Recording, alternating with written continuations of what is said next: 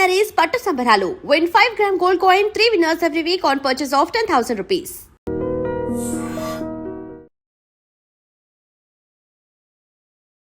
నమస్తే, welcome to iDream media. నేను మీ రొద్దం శ్రీనివాస్. ఇవాల్టి మన స్పెషల్ గెస్ట్ ఎవరో కాదు, భారతదేశ రాజకీయాల్లో ఎవరైనా 95 ఏళ్ల వయసులో పోలింగ్ కేంద్రానికి వచ్చి ఓటేస్తేనే అది అన్ని పేపర్లలో అంత మీడియాలో ఒక పెద్ద వార్త అవుతుంది. ఎందుకంటే అంత వయసులో వాళ్ళు ప్రజాస్వామ్యం పట్ల నమ్మకంతో ఓటు హక్కు వినియోగించుకోవడమే పెద్ద వార్త. అలాంటిది 95 ఏళ్ల వయసులో ఏకంగా సర్పంచ్ పదవికే పోటీపడి యువకులతో అదేవిధంగా ప్రత్యర్థులతో గెలిచి శబాష్ అనిపించుకున్న వ్యక్తి ఎవరో కాదు, దేశంలో రెండో వ్యక్తి. ఆయనే గుంటకండ్ల రామచంద్రారెడ్డి. ఆయన సూర్యాపేట జిల్లా నాగారం సర్పంచ్గా 146 ఓట్ల తేడాతో గెలిచాడు. పోటాపోటీగా జరిగినటువంటి సర్పంచ్ ఎన్నికల్లో 95 ఏళ్ల వయసులో ఆయన గెలిచి గ్రామం పట్ల తనకున్న చిత్తశుద్ధిని, గ్రామస్తులు తనకిచ్చిన అభిమానాన్ని గెలుచుకున్నారు, అభిమానుల మనసు గెలుచుకున్నారు. ఆయన మనతో ఉన్నారు, మాట్లాడదాం. నమస్తే సార్. నమస్తే సార్, 95 ఏళ్ల వయసులో ఓటేయడానికి ఎవరు పోరు ఇళ్లలో నుంచి, అది పోతేనే పెద్ద వార్త. అలాంటిది మీకు 95 ఏళ్ల వయసులో సర్పంచ్గా పోటీ చేయాలనే ఆలోచన ఎక్కడి నుంచి వచ్చింది? నేను గుంటకండ్ల రామచంద్రారెడ్డిని. మేము నలుగురు అన్నదమ్ములము.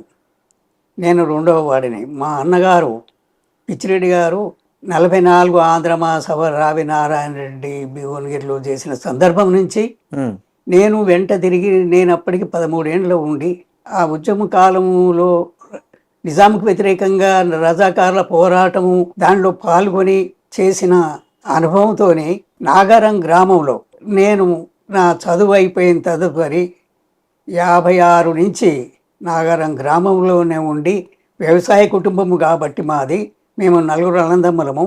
నేను రెండవ వాడిని, నా తమ్ముడు చిన్నోళ్ళు, చెల్లెలు, అక్కలు. వాళ్ళ కొరకని నేను ఉద్యోగం కూడా ఒక 4 ఏళ్ళు టీచర్గా చేసి వదిలిపెట్టి ఇంటి దగ్గర ఉండి వ్యవసాయం చేసుకుంటూ, మా అన్నగారైన పిచ్చిరెడ్డి గారు కమ్యూనిస్ట్ పార్టీ ఉద్యమంలో చాలా తీవ్రంగా పోరాడి జైల్లో 44 ఏళ్ళు జైళ్ళల్లో ఉండి బయటికి వచ్చి తదుపరి ఫస్ట్ జనరల్ ఎలక్షన్లు మొదలైనవి. అప్పటి నుంచి కూడా నేను నాగారం గ్రామంలో మా అన్నగారికి చేదోడుగా ఉంటూ వారికి సహకారం ఇస్తూ రాజకీయ జీవితానికి సంపూర్ణంగా నేను సహకరిస్తూ నాగారం గ్రామం వరకు నేను వ్యవసాయం చేసుకుంటూ కూడా గ్రామ ప్రజలకు కావలసిన అవసరాలు ఏంటివి, ఎందుకు ఈ ఉద్యమాలు మొదలైనవి, భారతదేశమంతా కూడా స్వాతంత్ర్యం కొరకు పోరాడితే నిజాముకు వ్యతిరేకంగా మనం ఇక్కడ పోరాడిన ధర్మిల, ఇక్కడ కమ్యూనిస్ట్ పార్టీ బాగా బలంగా పనిచేసిన ధర్మిల నాకు ఆ అనుభవం ఉండి, ఇక్కడ నాగారం గ్రామంలో అణచబడ్డ జనానికి, పేదవాళ్లకు, దళితులకు, వాళ్లకు గ్రామ పంచాయతీ ఎన్నికల నేటివి 59-60 వచ్చిన ధర్మిల. అప్పటి నుంచి మా అన్నగారు 22 ఏళ్ళు సర్పంచ్గా చేసిండు. తదుపరి మళ్ళీ బీసీ, ఎస్సీ, ఎస్సీలుగానే మారుతుండే. నేను నా వంతుగా జనానికి గవర్నమెంట్ ఏ సౌకర్యాలు కల్పించినా పార్టీలకు అతీతంగా కొట్లాడి 1-2గా నా జనానికి ఊళ్ళే అటువంటి సౌకర్యాలు కలగజేసిన. కానీ తదుపరి ఈ సర్పంచ్గా చేయవలసిన విధులలో గ్రామానికి కొన్ని లోట్లు ఉన్నాయి. ఎస్సీ బీసీలను చేసినప్పుడు కొన్ని వాళ్ళ స్వార్థం కొరకు వినియోగించుకున్నారు. నేను 59 నుంచి 81 వరకు మా అన్నగారికి సహకారంగా సర్పంచ్గానే చేసిన. ఇక ఆయన తదుపరి వేరే వ్యక్తిని కొన్ని లోట్లు నేను తీసుకొచ్చి పెట్టి సర్పంచ్గా గెలిపించిన. తదుపరి ఎన్ని ఎన్నికలైనా అందరినీ నేను సర్పంచ్గా నేను నిలబెట్టి గెలిపించి సేవ చేయమని వదిలిపెట్టి, నా పిల్లల చదువుల కొరకు నేను కొన్ని ఇబ్బందులు ఎదుర్కోవాల్సిన పరిస్థితి ఏర్పడిన ధర్మిల నేను గ్రామాన్ని వదిలి కూడా సూర్యాపేట, హైదరాబాద్ ఇక్కడెక్కడ ఉండవలసిన పరిస్థితి ఏర్పడింది. అటువంటి టైంలో గ్రామంలో నీటి ఎద్దడి నాగారం గ్రామంలో మండలి హెడ్ క్వార్టర్ కాదు, సమితి హెడ్ క్వార్టరు, రెవెన్యూ ఫిర్కా పూర్వం నిజాం కాలం నుంచి కూడా ఫస్ట్ ఎలక్షన్లో నాగారమే కాన్స్టిట్యున్సీ. ఇది అంత ఉన్న ధర్మిల నాగారం స్కూల్ లేదు, స్కూల్ ఏమైనా ఒక టీచర్ ఉంటే నిజాం కాలంలో ఒక కొట్టాలల్లో ఇక్కడక్కడ చెప్పేది తప్ప పశువుల కొట్టాలలోనే అది దాన్ని గమనించి నాగారం స్కూల్ అభివృద్ధి కొరకని ఊళ్ళే పటేల్ పటవారి వ్యవస్థ కొన్ని అన్యాయాలు చేస్తే బెదిరించి నిలదీసిన కారణంగా వాళ్ళు నష్టపరిహారంగా 3 ఎకరాల స్థలం ఇస్తే 1 ఎకరన్నర స్థలం అమ్మి స్కూల్ కట్టియడం జరిగింది 54లో. అప్పటి నుంచి స్కూలు గవర్నమెంట్ స్కూల్ అనేది ప్రత్యేకంగా 1 ఎకరన్నర భూమిలో కట్టించినాము. సరే, మీరు ఇదంతా జరిగింది. అభివృద్ధి చేశారు. అది చేసిన తరువాత బండ మీద ఉన్నది ఈ గ్రామము. నీటికి ఇబ్బంది చాలా తీవ్రంగా ఉన్నది. దీని కొరకు కూడా నెదర్లాండ్ స్కీమ్లో ఓవర్ హెడ్ ట్యాంక్ శాంక్షన్ అయితే 20 ఏళ్ళు కట్టేయలేదు. దానికి కట్టించి ఆ నీళ్లు దాపియడం జరిగింది. నీళ్లు జనానికి నీళ్లు నల్లాలు ఇచ్చి ఇంటింటికి నీళ్లు కూడా సప్లై చేయటమైంది. దీని ధర్మల నాగారం సంతి హెడ్ క్వార్టర్ కాబట్టి ఇక్కడ హై స్కూల్ కావాలని మా పిల్లల్ని కూడా, నాకు 4 కొడుకులు 1 బిడ్డ, 5గురిని కూడా ఊళ్ళోనే 5, 6, 7, 8, 9, 10 తరగతుల వరకు అప్గ్రేడ్ చేయించుకుంటూ ఊళ్ళోనే హై స్కూల్ చేసి సార్ ఇదంతా చేశారు సార్ పడిన దీని ధర్మల ఇవన్నీ అయిపోయినాక హాస్పిటల్ కావాలని చందాలు వసూలు చేసి హాస్పిటల్ 2 ఎకరాల స్థలం కూడా కొని హాస్పిటల్ కూడా నిర్మాణం అయింది. ఇక్కడ జనాలలో నీటి ఎద్దడికి సరిపోని కారణంగా బావులలో బోర్లలో నీళ్లు తాగటము అయింది. దీనికి కొన్ని ఇబ్బందులు ఉన్నాయి. ఊళ్ళే వసతులు తక్కువ, పిల్లలు హాస్టల్ ఉన్నది. 60 మంది. గ్రామం అభివృద్ధి ఇంకా మీరు ఆశించినంత జరగలేదని, కాబట్టి ఎవరి చేతిలోనూ అధికారం పెట్టే బదులు నేనే అధికారం చేపడితే నేను అవన్నీ పూర్తిగా చేస్తానని మీరు ఈ వయసులో సర్పంచ్ గా పోటీ చేశారు. అయితే ఓకే, కొంత భూమి లేని నిరుపేదలు ఉన్నారు. వాళ్ళని సరే పెన్షన్లు ఎన్ని ఇచ్చినా 380 మంది వరకు పెన్షన్లు కూడా వస్తున్నాయి. అయినా వాళ్ళకు ఇండ్ల వసతి తక్కువ ఉన్నది.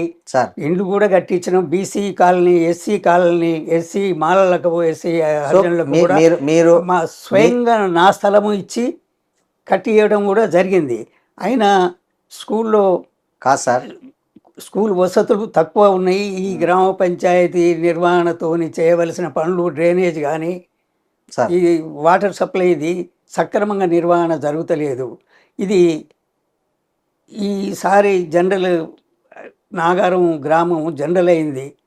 అయితే ఈ ధర్మలో నేను ఉండాలనే అభిలాష నాకు కలిగింది. ఏంటంటే నేను నాగారం మా మనవడు జగదీష్ రెడ్డి గారి కుమారుడు, నా కుమారుడు జగదీష్ రెడ్డి కూడా 3వ కుమారుడు. పెద్ద కుమారుడు ఆంధ్ర బ్యాంక్ మేనేజర్ చేసి ఆయన రిటైర్డ్ అయ్యిండు.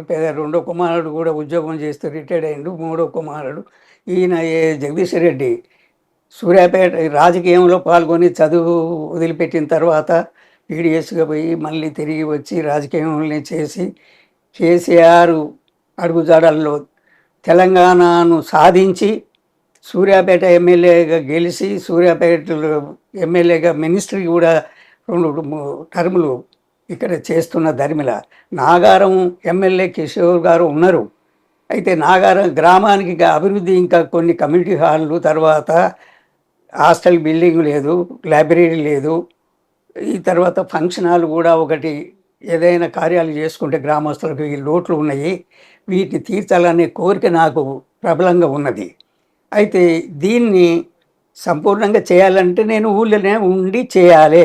ఇది జనరల్ అయింది కాబట్టి నాగారంలో జనరల్ అయింది ఈసారి అనగానే మా మనవడు ఎవరిని వస్తారు తాతయ్య ఈసారి అని, ప్రతిసారి నేను నిలబెడుతున్నా కాబట్టి మీరు ఎవరినంటే ఎవరెందుకు నేనే ఉంటా అని అన్నా మీ మనవడితో. అంటే అది విన్నరు మా కొడుకు జగదీష్ రెడ్డి, మా కుటుంబ సభ్యులందరూ. డాడీకి సర్పంచ్గా చేయాలని ఉన్నది అని వాళ్ళు భావించి అడిగితే అవును నేనే ఉంటా అన్న.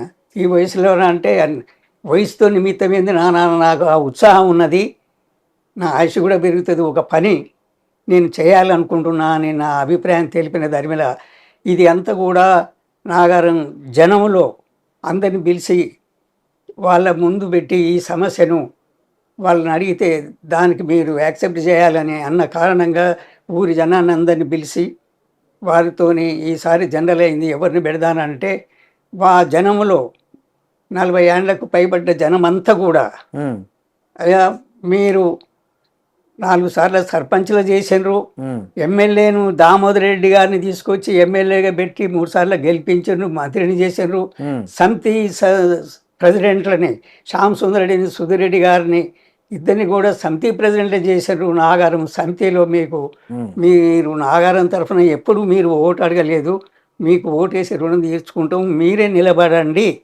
అని ప్రజలు అని చెప్పారు. 40 జనం ఏళ్ళ చెప్పారు. పైన వాళ్ళు. జనం చెప్పారు. ఉమ్, దానికి ఉమ్. నా సమ్మతి జనం గ్రామ సభ పెట్టి గ్రామస్తుల ఒపీనియన్ అడిగారు మీరు. ఒపీనియనే అడిగితే ఓకే. వాళ్ళు చెప్పినటువంటిది నన్ను మీకు రుణం తీర్చుకుంటాము, మీరే ఉండాలి అని కోరిండ్రు. ఉమ్, అప్పుడు నేను ఉద్యుక్తున్నాయి, ఉమ్. నాకు కూడా పని కల్పించుకుని నాకు ఆశలు ఏమున్నాయి, ఇప్పుడు నాకు అన్ని ఎలాంటి అవు. ఏ బాధరాబందీ బాధ లేవు. లేవు, అవును. ఫ్రీగా ఉన్నా. ఉమ్, మంచిది, నా ఆయుష్ కూడా ఒక పనిలో ఉంటే అదే పెరుగుతుంది అనేది నాకు కూడా ఉత్సాహం ఉన్నది. నాకు చిన్నప్పటి నుంచి కూడా నడక ఇది పరిమితంగా అన్ని పనులు కూడా టైం లోపల చేసుకోవటం, పరిమితంగా తినటం, పరిమితంగా ఉండటం, పరిమితంగా మాట్లాడడం అనేది నాకు అలవాటుగా ఉన్నది. కాబట్టి నా జీవితం ఇది ఒక 5 ఏళ్ళు కాలం పెంచుతుంది అనే భావన కూడా నాకు ఏర్పడింది. దానికి నేను ఉద్రిక్తున్నై ఎలక్షన్లో నిలబడ్డా.